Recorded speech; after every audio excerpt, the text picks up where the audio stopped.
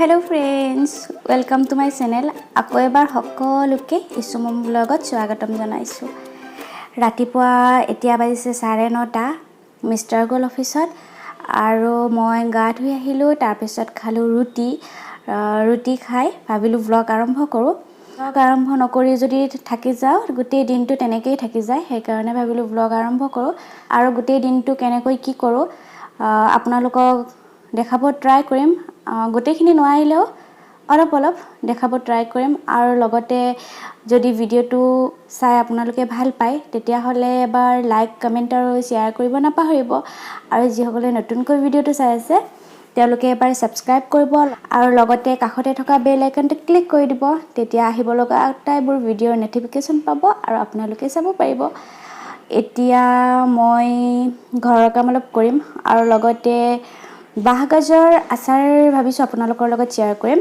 বাহগাজ কোনে খাই ভাল পায় কমেন্ট কৰিবচোন মই বহুত ভাল পাও খাই আৰু সেই কাৰণে এবাৰ এখন মই বাৰ্থডে পাৰ্টি খাব গৈছিলো বাৰ্থডে পাৰ্টিখন মানে যত দিছিলে তেওঁলোকে সেইখন ট্ৰাইবেল ৰেষ্টুৰেন্ট আছিল তাত এবিধ মই বাহগাজৰ আচাৰ খালো ইমান বেছি টেষ্টি লাগিছিল আচাৰটো খাই সত মই ভাবিলো যে তেনেকৈ মই ঘৰটো বাহগাজৰ আচাৰ বনাম ইয়াৰ আগতে বনাইছিলো যোৱা বছৰ কিন্তু এইবাৰ মই ভাবিছো অকনমান বেলেগকৈ বনাম অকনমান ট্ৰাইবেল ষ্টাইলত আৰু হেইটো আপোনালোকৰ লগত শেয়াৰ কৰিম ভাবিছো আৰু তেতিয়া হলে ভিডিওটো একেবাৰে শেষলৈ চাব আৰু মই কি পাৰো দেখাই যাম ঠিক আছে তেতিয়া হলে বলক এয়া বাহগাজ মই এনেকৈ ষ্টৰ কৰিছো বটলৰ মুখলে পানী দিছো আৰু বাহগাজখিনি যাতে তলত থাকে পানীৰ একেবাৰে তলত ধুনিয়াকৈ ডুবি থাকে তেনেকৈ মই বটলত ৰাখিছো আৰু বটলত মই ভৰাই 3 দিন মান ৰদাইছিলো তাৰ পিছত এইখিনি এনেকৈ ৰাখিছো কিন্তু পানীখিনি ক্লিন পানী হ'ব লাগে একেবাৰে আমি খোৱা পানী হ'ব লাগে আৰু ট্ৰাইবেল ষ্টাইলত আচাৰ বনাবলে এইখিনি আচাৰ মই ধুনিয়াকৈ উতলা পানীত 1 ঘণ্টা তিয়াই ৰাখিছিলো আৰু 2 ঘণ্টা মান সময় ৰদাই লৈছো বৰ বেছি ৰদাব নালাগে পানীখিনি অকনমান ড্ৰাই হোৱালে ৰদাইছো বেছি শুকাব নালাগে আৰু তাৰ পিছত মই মছলাৰ ভিতৰত লৈছো শুকান জলকীয়াৰ গুৰি জিৰাৰ গুৰি আৰু লগতে নিমখ আৰু আছে মিঠাতেল আৰু বাহগাজৰ আচাৰ সকলোৱে বনাব জানে যোৱাবাৰ মই অকনমান বেলেগ পদ্ধতিত বনাইছিলো কিন্তু এইবাৰ মই অকনমান ট্ৰাইবেল পদ্ধতিত বনাম একেবাৰে সিম্পল কৈ কিন্তু বহুত বেছি টেষ্টি লাগে খাই সেই কাৰণে মই এইবাৰ এনেকুৱা পদ্ধতিতে ৰাখিম আৰু এনেকুৱা পদ্ধতিতে মই আচাৰসমূহ বনাম বুলি ভাবিছো কাৰণ এনেকৈ বেছি ভাল লাগে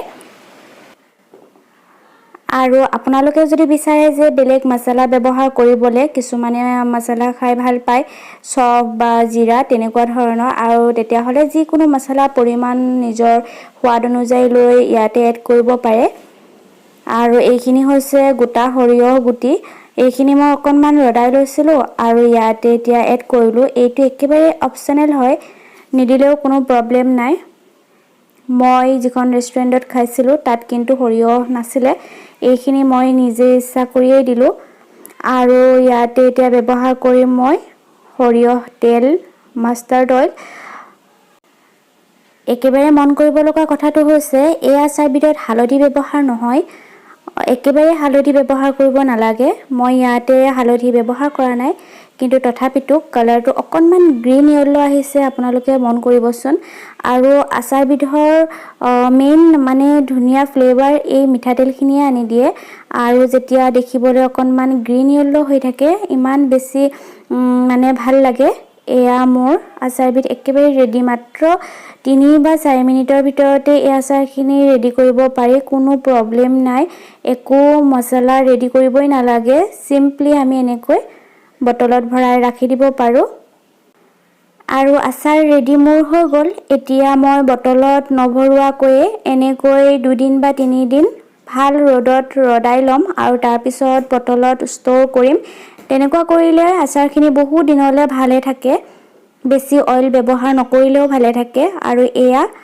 মই এতিয়া ধুনিয়াকৈ ৰদাইছো আৰু ওপৰত এনেকৈ খৰাহি এটা দি ৰাখিছো আপোনালোকে বিচাৰিলে এনেকৈ এই আচাৰবিধ এবাৰ বনাই চাবচোন আৰু কেনেকুৱা লাগে কমেন্ট কৰিব আচাৰবিধ হৈ গ'ল আৰু এতিয়া মই যাম ঘৰৰ ভিতৰত আৰু এটি পৰ্দাৰ ৰিভিউ আপোনালোকৰ লগত শ্বেয়াৰ কৰিম। ফ্ৰেণ্ডছ, আকৌ আহিলোঁ।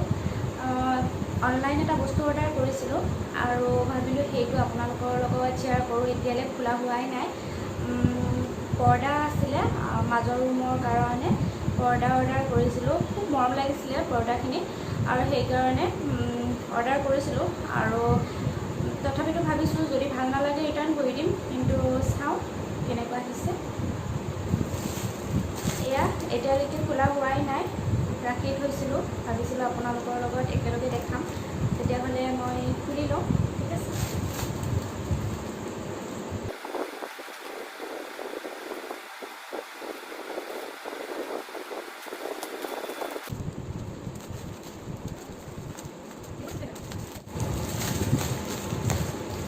এয়া কেনেকুৱা আহিছে। মই ৰিভিউ চায়ে আনিছিলোঁ, ৰিভিউত বহুত ধুনীয়া আছিলে আৰু ভালেই আহিছে। গল্ডেন কালাৰৰ হয়,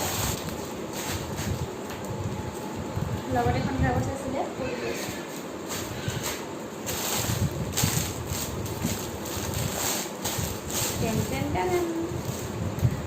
ধৰিব পাৰিছেনে? ছবি দেখাই আছোঁ। এয়া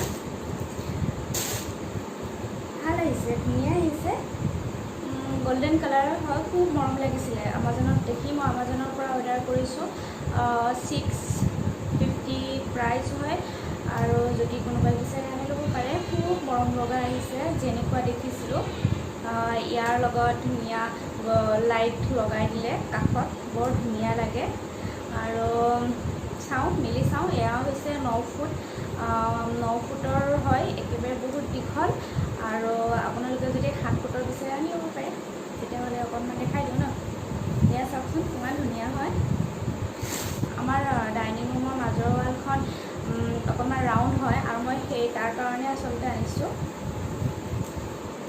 আৰু মই আগৰ ভিডিঅ' এটা দেখাইছিলোঁ যে শ্ব'ৰুমত গৈ কাৰ্টেইন বিচাৰিছোঁ, পৰ্দা। সেয়া আচলতে মই অকণমান বেলেগ ধৰণৰ কিবা এটা বিচাৰি আছোঁ। সেইটো কি বিচাৰিছোঁ এতিয়াই নকওঁ, যেতিয়া আনিম, হোম ডেকৰ কৰিম, তেতিয়া আপোনালোকক দেখাম। আৰু এয়া পৰ্দাখন চাওকচোন কিমান দীঘল হয়। এয়া এখনেই হয়, এখনেই বহুত দীঘল, পাতল হয়। মাজৰ ৰুমৰ মানে পাৰ্টিশ্যন য'ত থাকে তাত দিবলৈ খুব ধুনীয়া। মই বহুত বেছি হেপিয়ে হৈছোঁ, ভালেই লাগিছে। এখনত 350 মানকৈ পৰিছে চাগে। 350 নহয়, এখনত 320 মানকৈ পৰিছে। 9 ফুট হয় যিহেতু, 7 ফুটৰ হ'লে কমত আহি যাব আৰু এইখন যিহেতু 9 ফুট হয়। আৰু মাজত এনেকুৱা আছে আৰু এনেকুৱা ধৰণৰ আছে। আৰু ইয়াতে দুখন আছে, এইখন মই খুলি নিদিওঁ কাৰণ এইখন দেখালোঁ ন, একেই নিচিনা হয়। মাজৰ ৱালত চাওঁ কেনেকুৱা হয় দেখিবলৈ আৰু আপোনালোকৰ লগত শ্বেয়াৰ কৰিম। সেইখিনিও দেখাম কেনেকুৱা লাগিব লগোৱাৰ পিছত। কিন্তু বহুত বেছি মৰম লগা হয়, বহুত ভাল লাগিছে, ধুনীয়া লাগিছে। এইটোৱে আছিলে আজিৰ ৰিভিউ। মই আমাজনত অৰ্ডাৰ কৰিছিলোঁ আৰু বেছিদিন লগা নাই, আহি গৈছে। 7 days মান লাগিছিলে। তাৰপিছত মই খোলাও নাছিলোঁ, ভাবিছিলোঁ আপোনালোকৰ লগত ধুনীয়াকৈ শ্বেয়াৰ কৰি মই দেখুৱাম আপোনালোকক। আৰু তেতিয়াহ'লে আজিৰ এই ৰিভিউটো কেনেকুৱা লাগিছে কমেণ্ট কৰিব নাপাহৰিব। আৰু কোনোবাই যদি এই কাৰ্টেইনখিনি আনিছে তেতিয়াহ'লে এটা কমেণ্ট কৰি জনাবচোন কোন কোনে আনিছে। খুব ধুনীয়া হয়, মই ওচৰৰ পৰা দেখাইছোঁ।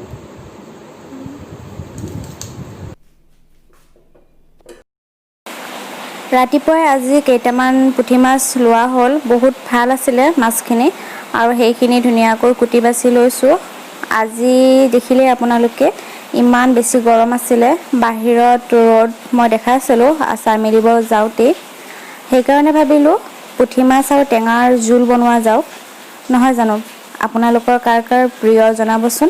সেইকাৰণে মই কেৰাহীত মিঠাতেল ব্যৱহাৰ কৰিলোঁ আৰু লগতে পিঁয়াজ, জলকীয়া, নহৰু আৰু পিঁয়াজখিনি অকণমান ভাজি ল'ম, বৰ বেছি নহয়। টেঙাৰ আঞ্জাত বৰ বেছি পিঁয়াজ ফ্ৰাই কৰিলে ভাল নালাগে, তাৰ কাৰণে অকণমান ফ্ৰাই কৰিছোঁ। তাৰপিছতেই মই এতিয়া এড কৰিম মাছখিনি। ইমান ধুনীয়া মাছখিনি আছিলে আৰু সেইখিনি মই পিঁয়াজৰ সৈতে এড কৰি দিলোঁ। আপোনালোকে মাছৰ এই টেঙাৰ লগত আঞ্জাখন খাই নিশ্চয় ভাল পায় আৰু বেয়া পোৱা মানুহ চাগে নহ'বই। আৰু মোৰ ফেভৰেট হয়, ময়ো বহুত বেছি ভাল পাওঁ। আজি যিহেতু বহুত বেছি ৰ'দ, গতিকে ভাবিলোঁ টেঙা আৰু পুঠি মাছৰ জোলকণ ৰান্ধোঁ আৰু ধুনীয়াকৈ সোৱাদ লওঁ। মাছখিনি দিয়াৰ পিছত মই ইয়াতে ব্যৱহাৰ কৰিলোঁ হালধি অকণমান আৰু তাৰপিছতে পানী দি দিলোঁ আৰু বৰ বেছি মই লৰাই নাথাকোঁ। এইখিনিতে মই ঢাকন লগাই দিম আৰু 10 বা 15 মিনিট সিজিবলৈ এৰি দিম। 10 মিনিট হৈ গ'ল আৰু মাছখিনিও অলৰেডি সিজিছে। আচলতে ইয়াতে মই একো মছলা ব্যৱহাৰ নকৰোঁ, অনলি জালুক কৰিম, নহৰু, জলকীয়া, পিঁয়াজ আৰু জিৰাও মই ব্যৱহাৰ কৰা নাই। একেবাৰে শেষত মই জালুক ব্যৱহাৰ কৰিম। আৰু মাছখিনিও বৰ বিশেষ মই ফ্ৰাই কৰি লোৱা নাই। এইখিনি অৱস্থাতে মই ইয়াতে ব্যৱহাৰ কৰিম টেঙা আধা কাপতকৈ অকণমান কম। মই এটা নেমু টেঙাৰ ৰস লৈছোঁ ইয়াতে আৰু এইখিনি ইয়াতে এড কৰিলোঁ। আৰু তাৰ অকণমান পিছতেই মই ব্যৱহাৰ কৰিলোঁ আধা চামুচতকৈ অকণমান বেছি জালুকৰ গুড়ি। ইয়াতে জালুকৰ গুড়ি অকণমান বেছিকৈ দিছোঁ, কাৰণ টেঙাৰ আঞ্জাখন অকণমান জ্বলা জ্বলা হ'লে খাই ভাল লাগে। সেইকাৰণে মই জালুকৰ গুড়ি, ঘৰতে কৰি লোৱা জালুকৰ গুড়ি, সেইখিনি মই আধা চামুচ এড কৰিলোঁ আৰু 2 মিনিট সময়ৰ কাৰণে ঢাকন লগালোঁ। তাৰপিছত একেবাৰে শেষত মই ইয়াতে ব্যৱহাৰ কৰিলোঁ ধনিয়া পাত। ধনিয়া পাতখিনি ব্যৱহাৰ কৰি বৰ বেছি মই লৰাই নাথাকোঁ, যিহেতু মাছখিনি ভাঙি যোৱাৰ চান্স আছে। সেইকাৰণে ধুনীয়াকৈ অকণমান লৰাই 5 মিনিট পিছত মই এইখিনি নমাই দিম। আৰু ৰ'দত এই আঞ্জাখনৰ জুতি কেনেকুৱা হ'ব আপোনালোকে হয়তো নিশ্চয় গমেই পায়। এয়া খোৱাৰ সময়ত লোৱা ফটো, ইমান ধুনীয়া লাগিছিলে খাই। একেবাৰে চিম্পুল হয়, তথাপিতো আপোনালোকৰ লগত শ্বেয়াৰ কৰিলোঁ আৰু কেনেকুৱা লাগিছে জনাবচোন।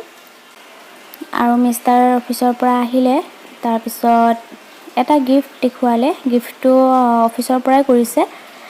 মই খুলিলোঁ আৰু ভিতৰত আছে বহুত চকলেট। আপোনালোকে চকলেট কোনে কোনে ভাল পায় তেওঁলোকৰ কাৰণে। আৰু এতিয়া ইয়াৰে এটা বা দুটা টেষ্ট কৰিব লাগিব। মাজে সময়ে অফিচৰ পৰা এনেকুৱা গিফ্ট আমি পাই থাকোঁ আৰু ভাল লাগে। সৰু গিফ্ট বা ডাঙৰ গিফ্টৰ লগত কথা নাই, গিফ্ট পালে অকণমান কেতিয়াবা মনটো ভাল লাগে। আৰু চকলেটৰ পেকেটৰ লগতে মই এইটো খুলি চালোঁ। এইটো হৈছে এটা কাপ আৰু ইমান মানে ধুনীয়া ফটোখন ইয়াতে মিষ্টাৰৰ দিছে। আচলতে এইখন ফটো মোৰ আটাইতকৈ ফেভৰেট হয় মিষ্টাৰৰ। এয়া চাওকচোন। আৰু এইখন ফটোৱে কাপত লগাইছে। মই প্ৰথম দেখিলোঁ আৰু মোৰ খুব বেছি ভাল লাগিছে। এইবোৰ ৰুম ডেকৰৰ কাৰণে সজাই থ'বলৈ ভাল লাগে। মই সৰু সৰু কথাবোৰো আজিকালি আপোনালোকৰ লগত শ্বেয়াৰ কৰোঁ। দুপৰীয়া বনোৱা মাছৰ টেঙা জোলখন একেবাৰে সাধাৰণ আছিলে, তথাপিতো ভাবিলোঁ আপোনালোকক দেখাওঁ, শ্বেয়াৰ কৰোঁ। কিছুমানে নাজানিবও পাৰে, তেওঁলোকৰ কাৰণে সহায় হ'ব। আৰু এতিয়া মই ইয়াৰে এটা চকলেট খাই চাওঁ আৰু আপোনালোকে কোনে কোনে চকলেট খাই ভাল পায়, কাৰ ফেভৰেট হয় কমেণ্ট কৰিবচোন। ময়ো ভাল পাওঁ, বহুত বেছি নহয়, কিন্তু 80% ভালেই পাওঁ। আৰু যিহেতু গিফ্টত আহিছে, গতিকে খাই চাবই লাগিব। আৰু বেটাই খুব এটা চকলেট খাই ভাল নাপায়, গতিকে মিষ্টাৰ আৰু ময়ে খাম। আজিৰ সন্ধিয়াটো চকলেটেৰে ধুনীয়াকৈ মিঠা মিঠা হৈ গ'ল। আৰু এইখিনিয়ে আছিলে আজিৰ ভিডিঅ'টো। কেনেকুৱা লাগিলে বাৰু? যদি ভিডিঅ'টো চাই ভাল লাগিছে তেতিয়াহ'লে লাইক, কমেণ্ট আৰু শ্বেয়াৰ কৰিব নাপাহৰিব। আকৌ লগ পোৱাৰ আশাৰে তেতিয়াহ'লে আজিলৈ বাই।